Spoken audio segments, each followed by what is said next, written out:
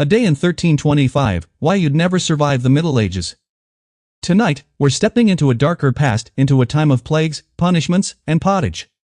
Forget the polished castles and romantic nights Hollywood fed you. The truth? You wouldn't survive a single day. So, before you settle in, hit like and subscribe only if you actually enjoy content like this. And drop a comment telling me where you're tuning in from and what time it is where you are. It's always wild to see who's watching this at 3 a.m. in their pajamas. Now, dim the lights. Turn on that cozy background fan. You're not in 2025 anymore. You've just woken up, in the year 1325. Waking up. The good news? You're alive. The bad news? So are the fleas. Your bed? A rotting straw mattress that smells like wet goat and moldy hay. It was literally a barn floor 3 months ago. No memory foam. No pillow. No Egyptian cotton. Just a wool blanket so filthy it might qualify as a biological weapon. A church bell clangs in the distance, your medieval alarm clock. No snooze button. Just divine judgment in bell form. You live in a one-room wooden hut. No windows. And everything you own, including your family, a goat, and half the local bug population, shares this open floor plan. The smell? Imagine stale beer, damp livestock, and human sweat aged like fine cheese. You pray it's not mold. But deep down, you know. You stretch, and instantly regret it. It's freezing. Your joints sound like a bag of old bones. You're 22, which makes you middle-aged. Your spine? Snaps like a cursed wooden door. And the floor? Either soaking wet from rain leaking through the thatched roof, or crusty with whatever your neighbor's chicken left behind. Congratulations! You've officially stepped into the worst Airbnb ever. Toilet time. Nature calls. Lovely. Modern toilets? Yeah, no. You grab the family's wooden poop bucket behind the house. Already overflowing. Uncle Woolston had a rough night with the turnips. No plumbing. No seat. You do your business, then toss it into the street. But don't forget to yell Garde Lou. Old French for watch out below. Not that anyone does. The street doubles as a sewer, a river of waste, mystery fluids, and dreams you don't want to examine.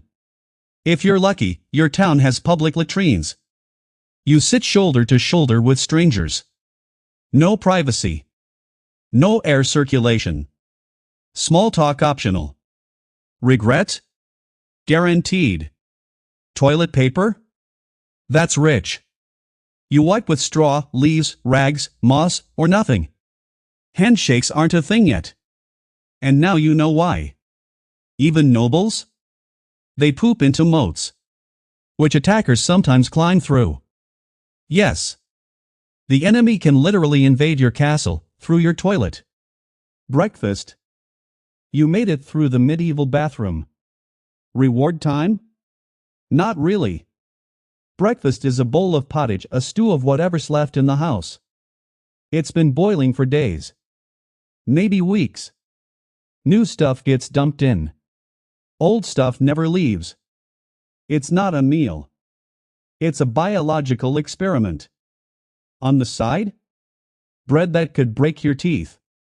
It's made of barley, maybe rye, bulked up with sawdust and crushed acorns. Wheat? That's fantasy food for the rich. No eggs. No coffee. No toast.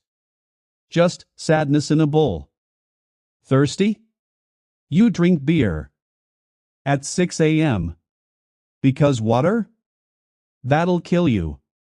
Even kids drink ale, low alcohol, just enough to keep the parasites at bay. No one's happy about it. But at least it's not cholera. Meat? Maybe twice a year. Cheese? If a miracle happens. Fruit? In season if it hasn't already fermented. Spices? Forget it. Pepper costs more than you make in a month. You chew your gritty bread, sip your lukewarm beer, and try not to think about the rat that slept in your porridge pot. Getting dressed. Now it's time to get dressed. Which is generous, considering you only own one outfit. A wool tunic, maybe linen if you're fancy. It itches. It smells. It's been on you for so long it's starting to develop a personality. Underwear? Optional. Soap? Unheard of. Washing your clothes means dragging them to the river, boiling water over a fire, scrubbing with ashes, and hoping the sun shows up once every 3 weeks. Shoes?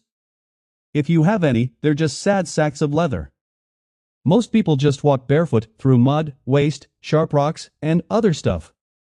Every step is a tetanus threat. Your skin? On strike. You itch 24/7. Lice, fleas, bed bugs? Standard. Everyone has them. Nobles. Priests. Kids. You. You could be scratching your armpit with a wooden spoon at church and no one would blink. Rashes? Suffer in silence. There's no doctor. No ointment. Just the medieval vibe. Dental nightmare. You want to smile? Don't. There's no toothbrush. No toothpaste. Sometimes people chew on twigs or rinse with wine. That's it. Your teeth? Rotting like an old turnip.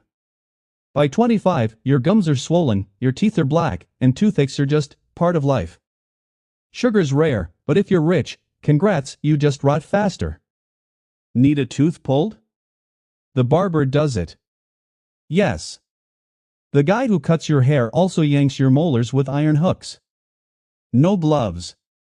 No anesthesia. No mercy. Infections from a toothache can kill you. One cavity equals possible funeral. Your breath? Devastating. Kissing? Rare. Hygiene? A myth. Love is blind, thankfully. Your job. Now that you're covered in filth and missing 3 teeth, it's time for work. You don't have a job. You survive. If you're like 90% of the population, you're a peasant working the land you don't own for a lord who doesn't know your name. Your tools are made of wood and rust. Your hands are cracked. You work from sun up to sundown. No weekends. No break.